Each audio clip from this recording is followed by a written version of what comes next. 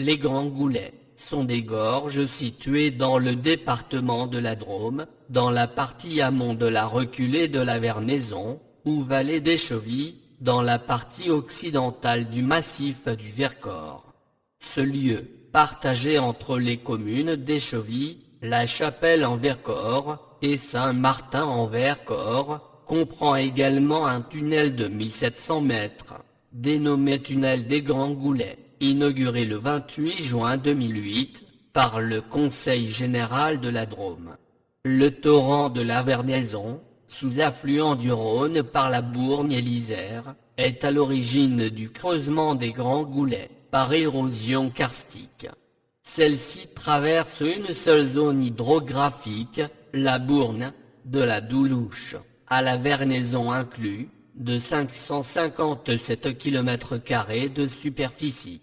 Ce bassin versant est constitué à 79,24% de forêts et milieux semi-naturels, à 19,21% de territoire agricole, à 1,60% de territoire artificialisé.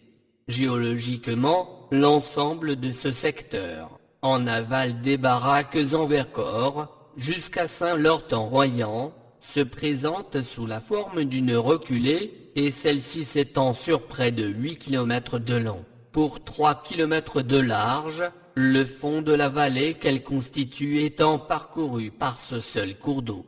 Cette particularité géomorphologique, d'origine calcaire, est fermée à ses deux extrémités par les petits goulets à son débouché vers le Royan et par les grands goulets à sa terminaison du côté du plateau du Vercors et qui en constitue la partie située en amont.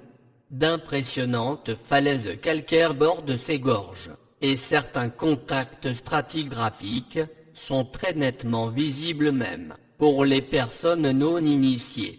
La montagne de l'Allier, sommet de 1271 mètres d'altitude, domine ce secteur situé sur le territoire de la commune d'Échevilles.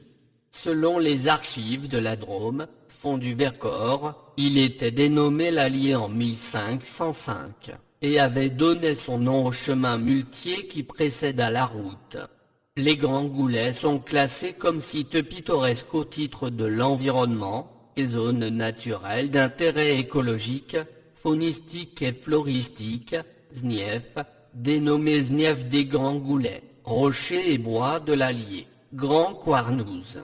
Le classement du site des Grands Goulets site Natura 2000 comprend les gorges de la Vernaison, depuis les Baraques jusqu'à 100 mètres en aval de la Grande Cascade, sur une superficie de 26 hectares.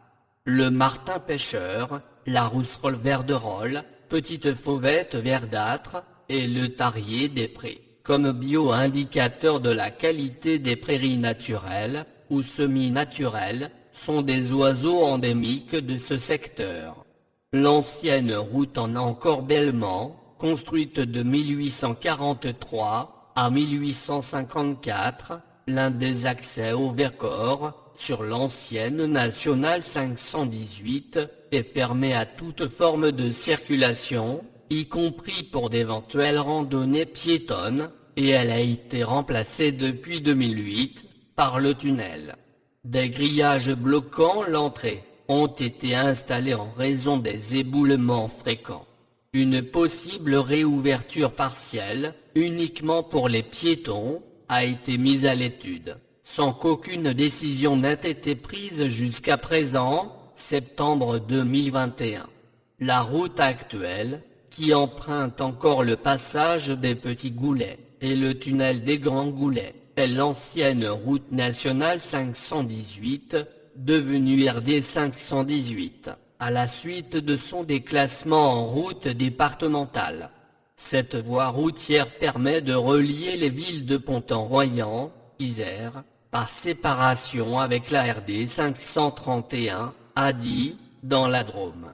Depuis les gares de Valence, Valence-Ville ou Valence TGV, des liaisons en autocar permettent de se rendre jusqu'à La Chapelle en Vercors, ligne 5 de la Drôme, arrêt, les baraques en Vercors. Le tunnel.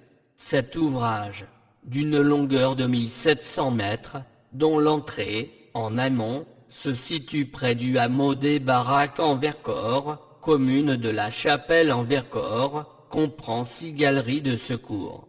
Il a bénéficié d'une première en France, avec l'application en tunnel d'un béton projeté, composé de macrofibres synthétiques. Un système de coffrage, un engin de 160 tonnes et de 12,50 mètres de long, a été spécialement créé pour réaliser cette galerie à 2 voies. Histoire. Jusqu'au début du XIXe siècle, le chemin qui permet de relier le secteur de Die, vallée de la Drôme, à Pont-en-Royans, vallée de la Bourne, passe par le chemin de l'Allier, voie muletière qui peut toujours être utilisée à pied au XXIe siècle. Ce chemin débute au village de Saint-Martin en Vercors pour déboucher à Pont-en-Royans par la vallée de la Vernaison. De plus en plus emprunté par les commerçants et les riverains, ce sont les nécessités du transport du bois qui conduisent les communes, dès la fin du XVIIIe siècle, à entreprendre des travaux afin d'améliorer et élargir cette voie. La décision de la construction d'une route est prise par le Conseil général de la Drôme en 1834. De nombreuses entreprises se succèdent sur le tronçon de cette route, très difficile à réaliser, et il faut que le conseil municipal de la commune de la Chapelle en Vercors vote en 1844 un budget extraordinaire pour permettre l'achèvement du chantier. La route est alors enfin terminée et désormais accessible aux voitures hippomobiles en 1854. En raison de l'intérêt touristique, quelques hôtels sont érigés à l'entrée de la route. Le tunnel. Les travaux de ce tunnel routier, envisagés pour remplacer la route, débutent le 5 octobre 2005. La fin du creusement a lieu en juin 2007. Sa mise en service définitive est effectuée en mai 2008 pour une inauguration le 30 juin 2008.